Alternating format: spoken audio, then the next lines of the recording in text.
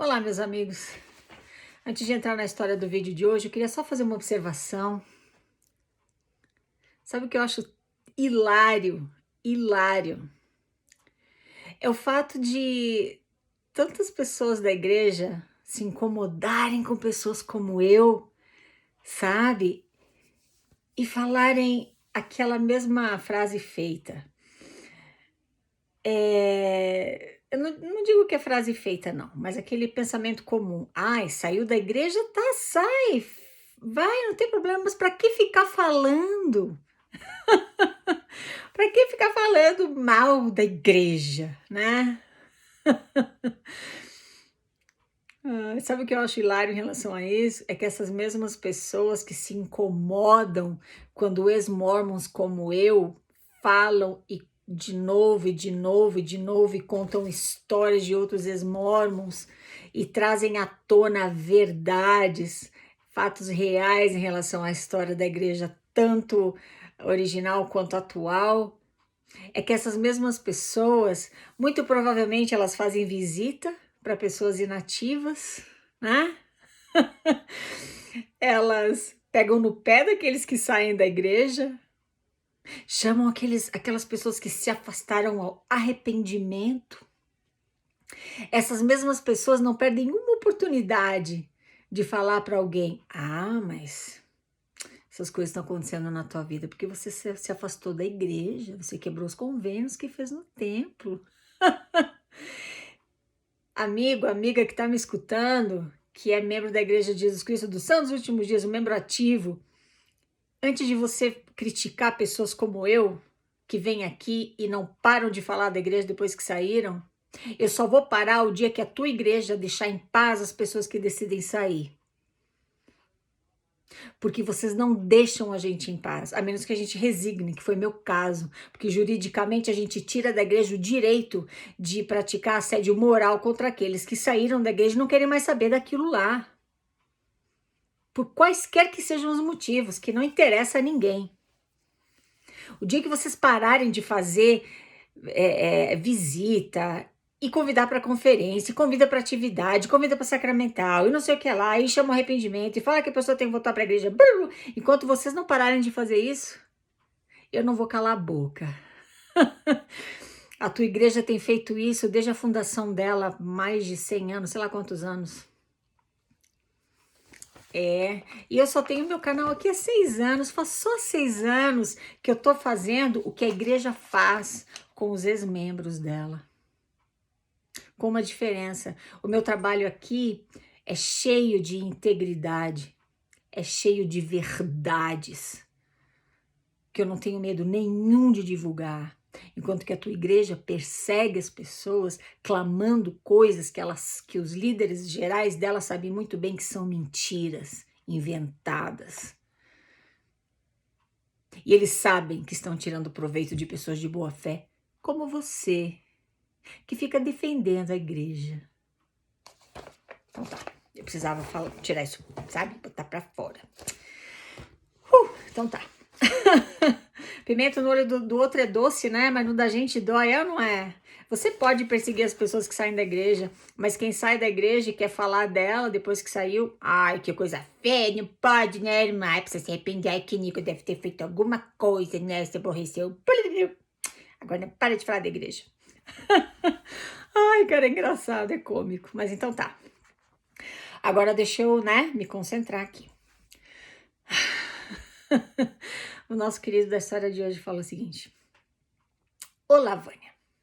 Eu conheci a igreja através de um amigo e isso me gerou muitas curiosidades sobre a seita, já que poucas pessoas sabem a respeito. E na mesma época do batismo dele, eu assisti uma série chamada Devoção Interrompida. Eu associei as duas pela semelhança de levarem o nome Mormon. Então fui pesquisar e descobri que essa série é de uma ramificação. Eu tinha muitas curiosidades e essa foi uma delas.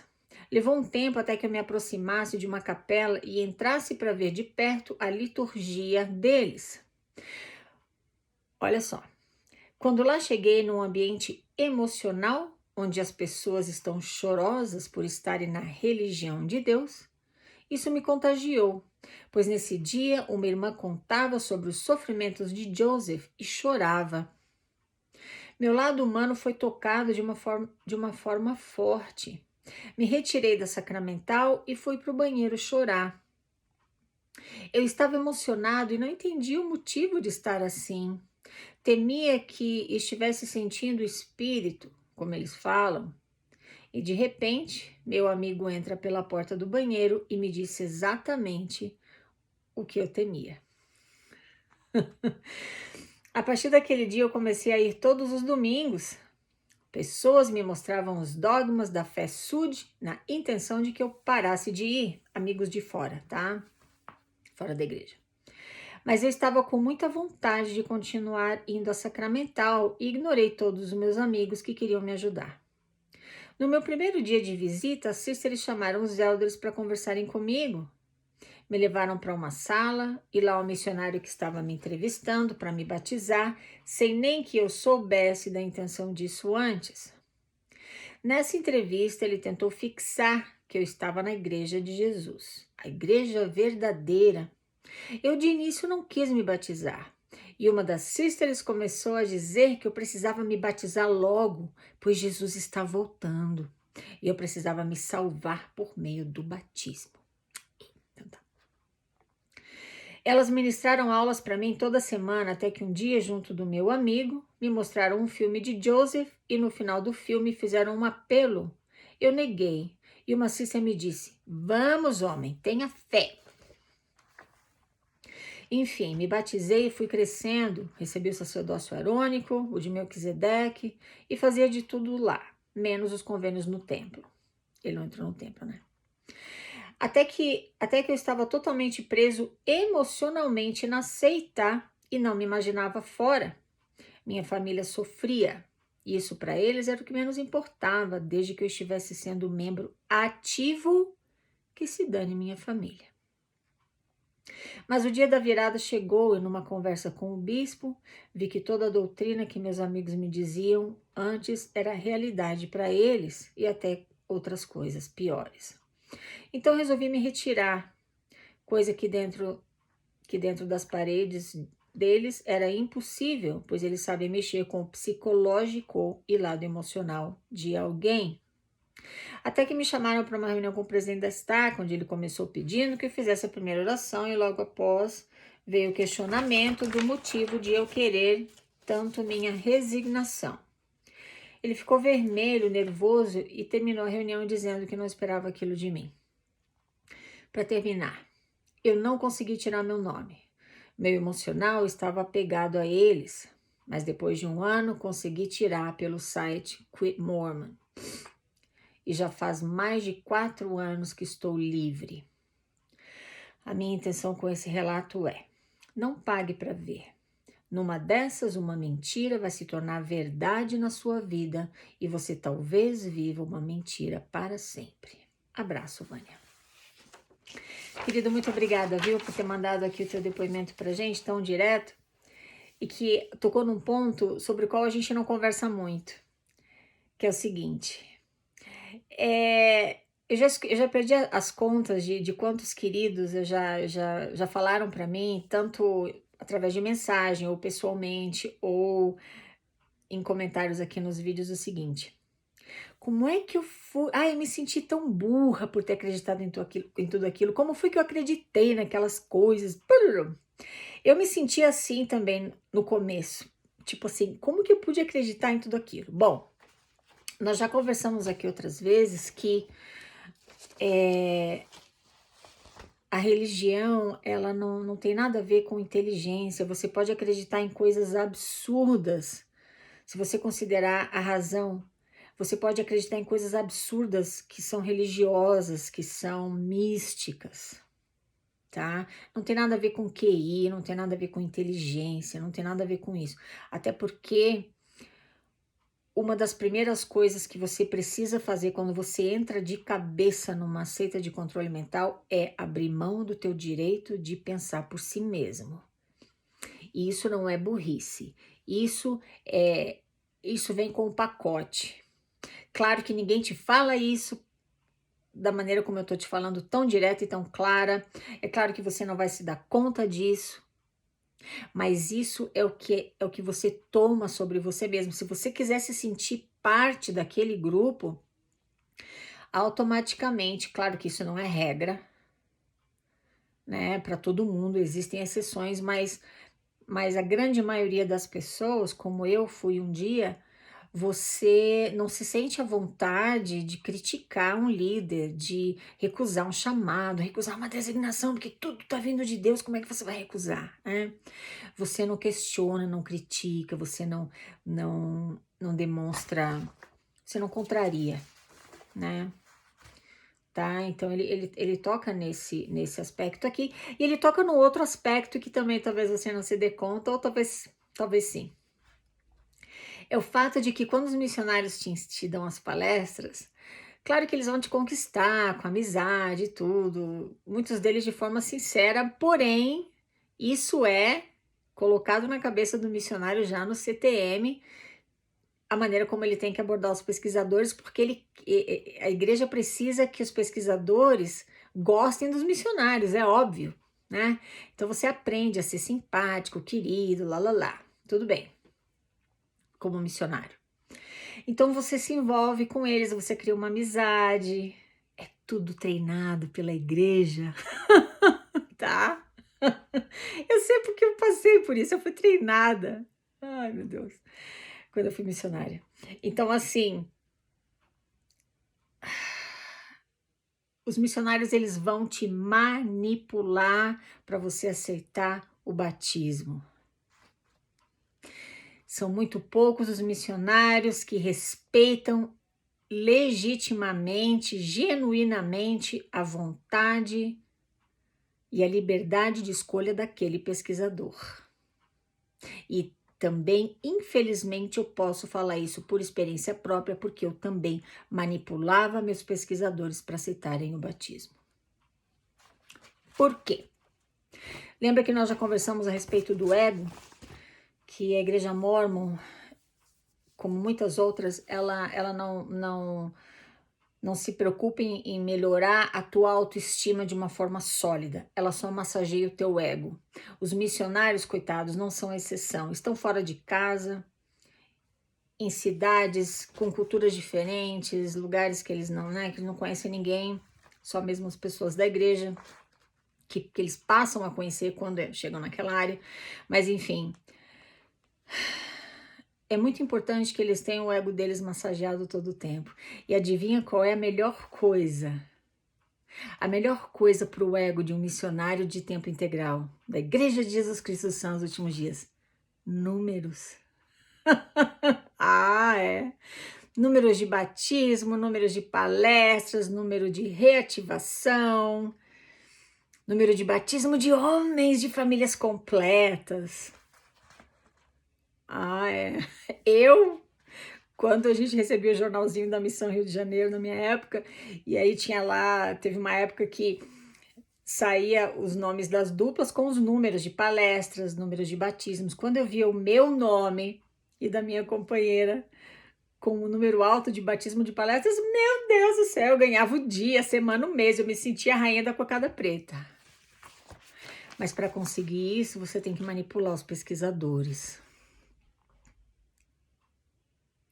Eu de início não quis me batizar e uma das sisters começou a dizer que eu precisava me batizar logo, pois Jesus está voltando. E eu precisava me salvar por meio do batismo. Jesus Cristo está voltando desde a época de Smith. Essa era uma das táticas que ele mais usava para convencer pessoas a se filiarem à igreja. Brigham Young deu como é que fala, a sequência a isso. Por isso você conhece a história dos pioneiros que atravessaram as planícies geladas para chegarem aqui no Lago Salgado. Alguns vieram da Europa e de outros estados aqui do país, porque os missionários que Brigham Young mandava para o campo diziam para as pessoas que Jesus Cristo estava voltando e que o único lugar que seria salvo, que seria seguro para eles estarem por ocasião da segunda vinda, era aqui, no Vale do Lago Salgado. A gente já falou sobre os pioneiros que eles contam para você uma versão hollywoodiana lindíssima, que os pioneiros tinham tanta fé, lá, lá, lá, lá. Mas eles não contam para vocês as mentiras descaradas que foram pregadas para aqueles pioneiros, para eles poderem largar tudo e virem para cá em carroção e cavalo e a pé e tudo mais. Então tá.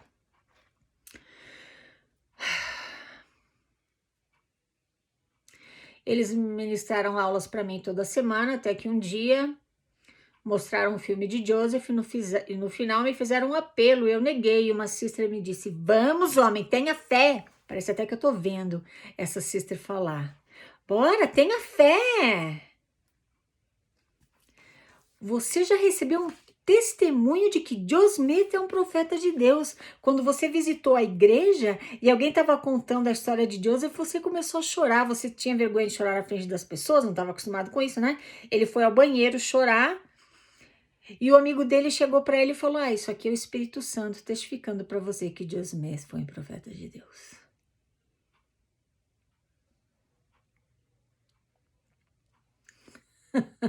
Isso é mais uma técnica de manipulação infalível, eu não diria na grande maioria dos casos, mas é uma técnica de manipulação que convence milhares de pessoas a se batizarem nessa igreja. Meu Deus, Joe Smith, um profeta de Deus. Por favor. Meu pai. Só conhecendo o caráter daquele homem e conhecendo a verdadeira história dele para você entender que ele nunca foi um profeta coisíssima nenhuma. Então tá. Se você se emocionar, que é super normal, será que aquele sentimento que você tem ali na igreja, quando alguém está prestando um testemunho, ou da missão, ou do Joe Smith, ou do livro de Mormon, sei lá de que lá, do presidente, né, do profeta atual, né, eu tenho que dar uma debochadinha, né, porque fica pesado às vezes. Será que aquilo que você sente ali, ou sentiu, né, alguma vez, e você chegou até a chorar, aquele é o único momento, aquele é o único lugar em que você tem esse tipo de sentimento? Ou será que você sente isso quando você assiste um filme bonito? Quando você escuta uma mensagem num outro lugar? Quando você escuta uma canção? Quando você escuta alguém te contar uma história da própria vida dele? Será que você só chora e tem aquele sentimento de dor no peito dentro da igreja? Dopamina é o hormônio do testemunho, já conversamos sobre isso, tá? Dopamina é aquele hormônio que o teu cérebro vai produzir quando você escuta algo que te impressiona ou te agrada ou, enfim, te emociona. E agora a dopamina vai causar aquele ardor no peito, aquele calor no peito, e em muitos casos você vai, inclusive, chorar de tão emocionado. Dopamina, tá? Esse é o hormônio do testemunho. O Espírito Santo não tem nada a ver com aquela choradeira toda que acontece dentro da igreja. É a dopamina. Mas não acredita na Vânia. Pesquisa, aprende, descobre, tá? E usa o teu conhecimento para teu próprio benefício, viu? A minha família sofria, mas isso para eles era o que menos importava, desde que eu estivesse sendo um membro ativo, que se dane minha família. Presta atenção comigo aqui. Como membro da Igreja Mormon, a Igreja de Jesus Cristo dos Santos Últimos Dias, né? Eles estão tentando desligar o nome Mormon da igreja, porque o nome Mormon está muito conhecido e está muito sujo. Então agora eles precisam primeiro desligar o nome Mormon da Igreja de Jesus Cristo dos Santos Últimos Dias, para depois eles poderem então mudar o nome do livro de Mormon. Aí tudo que você falar daqui a uns 10, 15, 20 anos, sei lá, que você se referir a Mormons, eles vão poder falar: não, isso aí é uma outra ramificação da igreja, essa aqui não é a igreja Mormon, essa aqui é a igreja de Jesus Cristo dos Santos dos Últimos Dias. Esses caras são muito espertos, cara, eles não dão ponto sem nó. Bom, o que eu ia te falar é o seguinte: presta atenção aqui comigo se é verdade ou não. Vamos imaginar que você, como o nosso querido aqui da história, só você frequenta a igreja ou frequentava. Não, frequenta, tá? Você frequenta a igreja. Mas teus pais não são membros, não guardam a palavra de sabedoria, domingo tem festa, ixi, não tem nada a ver com a igreja não. Mas são pessoas do bem, pessoas que te amam. Entre um conselho do teu pai e um conselho do bispo, Se o conselho do teu pai atende aos teus interesses e o conselho do bispo sempre vai atender aos interesses da igreja, qual dos dois conselhos você vai seguir? Se você tiver um testemunho da veracidade do evangelho, é claro que você vai seguir o conselho do teu bispo. Teu pai, como ele falou aqui, que se dane. Se teu pai chegar para você, você tá com 17 anos, agora tá falando de uma tal missão. Ih, porque eu vou, né, mandar meus papéis, vou servir como missionário, né? Se o teu pai chegar para você e tiver uma conversa contigo, ou até tua mãe, e conversar, olha, filho, você tá terminando o ensino médio, não vai fazer vestibular, não vai prestar vestibular e começar, né, a estudar e tudo, é melhor você fazer isso e tal, porque essa igreja, não sei, não sei não. Agora o bispo chega para você e fala, vai se preparando para ir para a missão, aos 18 anos de idade, larga tudo, entrega o dízimo do teu tempo para o Senhor, que você será abençoado, você vai receber as bênçãos da missão. Larga tudo, que tudo que você largar vai ser restituído para você. Quando você voltar, eles usam uma escritura que tem lá no Novo Testamento, eu acho.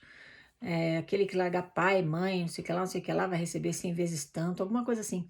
Eles usam escrituras para dar embasamento aos dogmas criados por eles para só aumentar o número de membros, recrutas. Qual dos dois que você vai seguir o conselho, amigo? De qual dos dois? Do teu pai, que quer o teu bem? Ou do bispo, que tem um manual que fala o jovem precisa ir para a missão aos 18 anos de idade, porque é mandamento. É mandamento, lá. Mas eles nunca vão falar para você que o Monson não fez missão, Nelson, Wiring, Oaks, primeira presidência atual da Igreja de Jesus Cristo são os últimos dias, nenhum deles fez missão de tempo integral.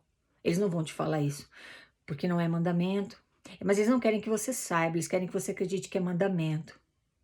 Quanto mais pessoas consumindo o produto da vida eterna, maior o lucro. Melhor para marca. Ele termina falando assim, não pague para ver. Numa dessas, uma mentira vai se tornar verdade na sua vida e você talvez viva uma mentira para sempre. Obrigada, viu, querido? Tem muita sabedoria aqui nessa tua frase, nessa tua colocação. Eu vivi uma mentira por 35 anos, jurando de pé junto que eram verdades. Só eu sei o prejuízo que eu levei com isso. É isso. Segue teu coração, que é uma igreja, precisa, gosta, família tá feliz. Para de me escutar, para de me assistir, porque eu não tenho intenção nenhuma de tirar ninguém de nenhum lugar que realmente faz essas pessoas felizes. Tá?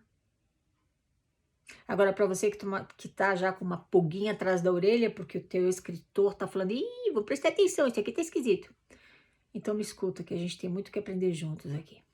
Tá bom? É isso aí, meus queridos. Muito obrigada por me escutar. Falamos na próxima. Tchau, tchau.